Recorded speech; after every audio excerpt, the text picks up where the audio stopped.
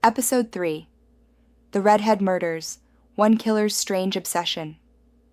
What if I told you there's a killer, or possibly more than one, who's been hiding in plain sight for over 40 years? A killer with a type, not a gender, not an age, but a hair color. Women with red hair, natural or dyed, dumped along lonely highways, found with no ID, no shoes, and often no justice. And the worst part? Even today, we still don't know how many women were murdered, who they were, or exactly who was hunting them. The murders believed to be related have occurred in states including Tennessee, Arkansas, Kentucky, Mississippi, Pennsylvania, and West Virginia. It is believed that there may have been a total of 5 to 14 victims. Of the presumed victims, 4 were identified by November 2018. The suspect was informally called the Bible Belt Strangler in 2018 because the territory where the bodies were found was part of the Bible Belt. It started quietly. On February 13, 1983, in Wetzel County, West Virginia, a trucker spots something strange on the side of Route 250. At first, it looks like a mannequin, but it's not. It's the body of a woman. She's naked from the waist down. Her face is battered. She has strawberry blonde hair. She's never identified. No one reports her missing. No one seems to be looking, and so the body goes cold, literally and figuratively. But this was only the beginning. Over the next decade, a wave of eerily similar cases starts to pile up across Tennessee, Arkansas, Kentucky, Mississippi, West Virginia, and even into Pennsylvania. All along major highway corridors. The bodies are often dumped near interstates. Most of the victims have red or reddish blonde hair. They're almost always white women, in their late teens to early 40s. Many are found partially nude, often without shoes, a strange detail that pops up again and again in serial offender patterns. Some are strangled. Some show signs of blunt force trauma. Others are too decomposed to know how they died. But one detail always seems to come back around: the hair.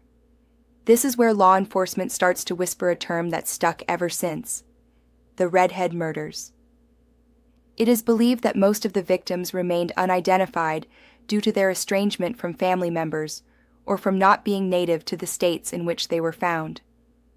Around 1985, soon after the Greene County victim was discovered, Pennsylvania, Tennessee, Arkansas, and Mississippi requested the Federal Bureau of Investigation for assistance with their cases. It's worth noting, most of these women didn't even get names until decades later.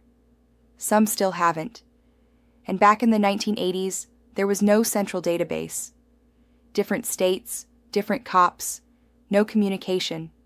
So the dots didn't connect until a high school class noticed something.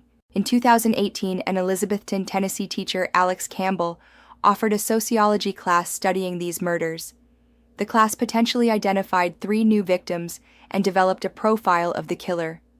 Their work gained national attention and helped spark interest at the FBI level. Let that sink in. A group of teenagers noticed what the government didn't. For years, most of these women were known only as Jane Does, but in 2018, a breakthrough. One of the unidentified victims, found in Knox County, Tennessee, in 1985, wrapped in a blanket and bound with a nylon rope, was identified through DNA as Tina Marie Farmer, a young mother from Indiana who'd gone missing after visiting her boyfriend in Pennsylvania. She'd been strangled, and her red hair was a match for the pattern. And then, another revelation. In 2019, DNA linked her murder to a man named Jerry Leon Johns. A 37-year-old trucker, Jerry Leon Johns, attacked and attempted to strangle a woman with reddish hair. He left the victim lying near a highway, thinking her dead. He was later dismissed in the Redhead Murders case, but was convicted of the woman's kidnapping in 1987. Despite his exclusion from the case, it was announced that DNA from Johns was matched to Tina Farmer through CODIS in 2016, but he died in prison in 2015 at the age of 67. A grand jury decided he would have been indicted for the slaying had he been alive. Johns, who was from Cleveland, Tennessee. Problem is, Several of the murders happened after that.